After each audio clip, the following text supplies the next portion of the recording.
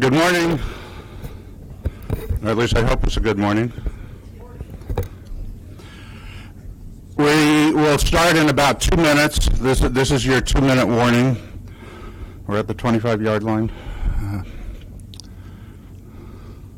There's a few people I know who are struggling to find the bathroom, so although I'm probably talking out of school, so never mind.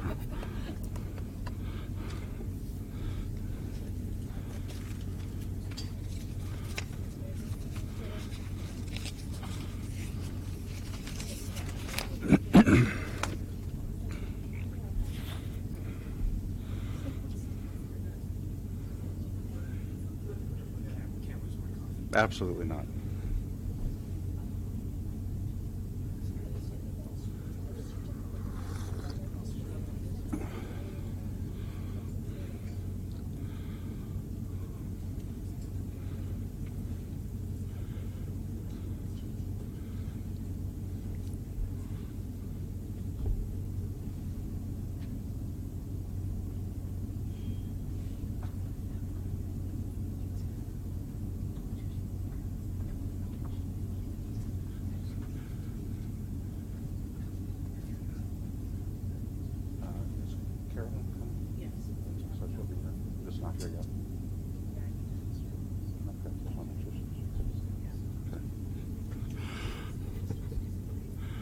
I'll call him up. So, good morning again. This is when you say good morning back. All right. I'm Ken Kizer. I'm going to be your chief flight attendant today. And we are here to talk about the key operating characteristics and functionalities of a state-of-the-art patient scheduling system. If that is not your preferred destination, now would be a good time to deplane. So welcome on behalf of the National Academy of Sciences, Engineering, and Medicine. I welcome you to this workshop, which we will begin at this point. My role at this time is to just give some introductory comments about where we hope to go over the course of today and tomorrow.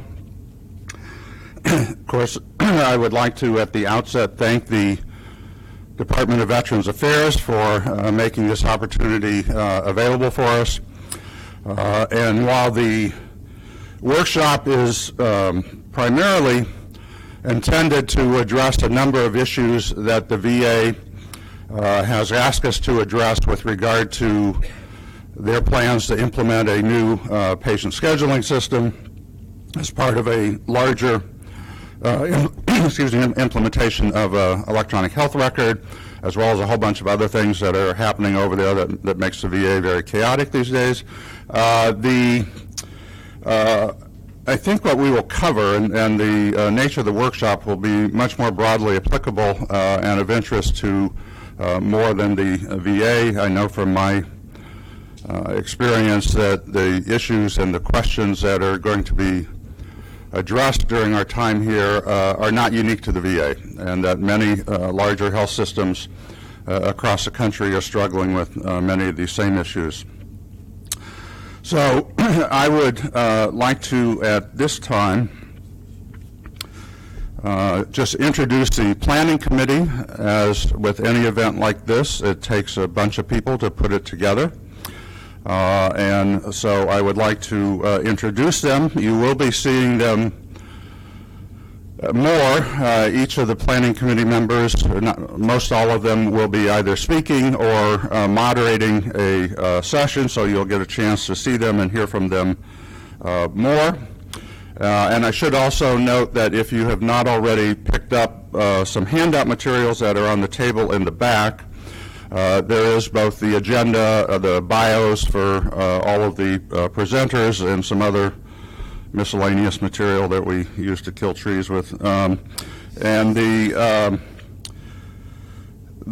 complete bios are in there, so I'm just going to give a very cursory introduction. Let me just start in the most democratic way possible with the alphabetical order. John Halamka is here. John, you just raise your hand. I think you probably need no introduction, but is from and we won't hold this against him, from Harvard Medical School. Joe Kimura, who is the Chief Medical Officer with Atrius Health. Amanda Lazar, who is with the University of Maryland, unfortunately cannot be with us today, unless she mysteriously appeared. And Eva Lee, who will be with us but had not gotten here as of a couple of minutes ago, and I don't see her, so she will be with us later. And Mark Murray Associates, who also is not with us in person, but will be joining us remotely and will be giving one of the introductory presentations remotely. Hopefully the technology will work. We've tested it and it should work. And finally, Rachel Weber, who is an independent consultant from the wonderful state of California, is here with us as well. I think you're still from California. Okay. So I should say that the session is being recorded, and it is being webcast. And in addition to all of you who are here in the audience, there is a significant number of people who are joining us remotely through the wonders of modern technology. And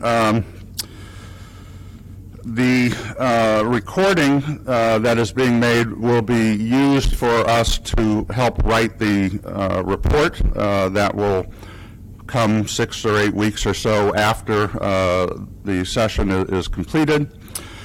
And then something will happen to it, but it won't remain around. The webcast, of course, will remain available and will be available in archives, so anyone who may want to refer to the webcast will have access to it later. Before I launch into the kind of the way we hope to progress through the topics, I should just deal with a couple of logistic issues, because I know it's been a challenge to some people already this morning. There are restrooms on either side of us. There are some over here, and there are some if you go out and back down the way that you came in. They are there. There's coffee back here. And I'm not sure if there's anything else in that category I need to say. But what I would ask, and I'll probably remind folks multiple times, is that when one is making or asking a question or making a comment, if you would please introduce yourself before doing that, and that's largely for purposes of the transcript, and so that later when we're going back we can know who made the comment that is then going to be discussed. So there is a standard format that we will be following through the day, with one exception, and that has to do with the first session. But basically, as the planning committee thought through the tasks that we were asked to address and the issues that we hope to cover, there was a somewhat logical progression, we thought, to how the session would unfold today. We will start with some background and context and scene setting, and we have several speakers that will be doing that in the first session. In that session, we would ask that questions be addressed to the speakers immediately after they speak. Some of them have to leave shortly after their comments, and so won't be available to take questions at the end of the panel, which will be the case with the other panels. We'll hold the questions in the Q&A until after all the panel members have presented their comments, although there's one little minor exception with that too, which we'll get to. The second session after this first one will have to do with the experience of other institutions who have put in scheduling systems. And I would note that while there's much to be gained and learned from that, no one, because there isn't really a comparable entity, no one has faced the challenges that the VA faces in doing this with a system as large and diverse and complex as the VA and the myriad different environments in which it operates in. But we want to try to glean what we can from the experience of other health systems that have put in scheduling systems. We then would like to turn after lunch to the patient, the scheduler, and the clinician experience with scheduling systems and what they might be looking for.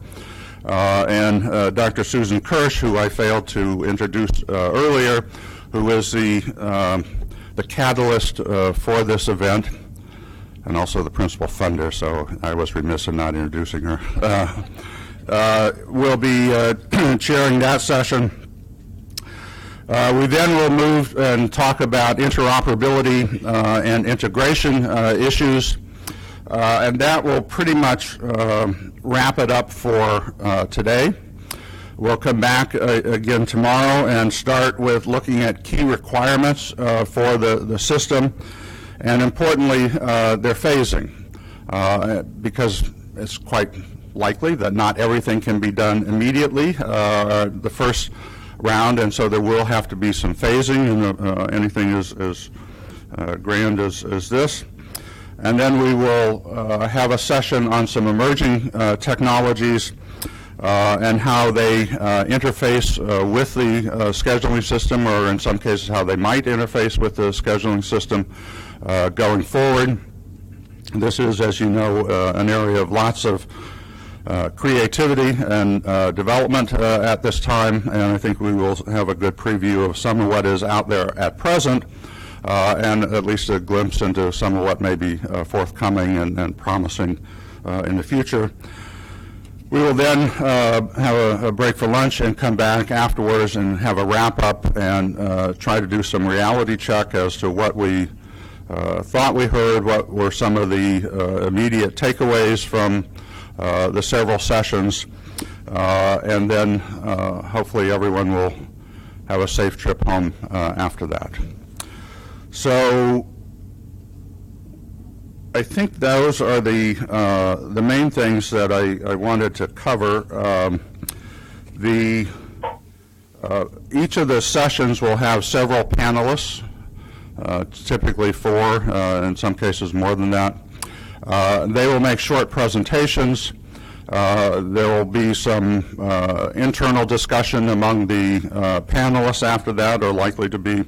And then we will open it up to Q&A for the larger group, both those who are present here and those who are on the phone and joining remotely. And we have lots to cover. So one of my tasks, one of the less pleasant ones, will be to try to keep us on point and to keep things moving so that we actually get to all the things that we want to cover. So that may mean that on occasion we have to cut things short or ask speakers to be very succinct in their comments, and I will apologize in advance for if that causes anyone any heartache, but lots to cover, and we want to make sure that we get a chance to cover as much of it as possible. So with that, are there any, we're only 2 minutes behind and we just started, so we got started 2 minutes late. So are there any quick questions before we actually open with the first session and the first panel? All right, seeing none, I would like to ask Dr. Steve Lieberman, actually, if all of the panelists could come forward at the table, although they're not all here, so maybe we'll just, Steve, if you could come up and get things going. Mark Murray, who is the second speaker in this session, is joining us remotely.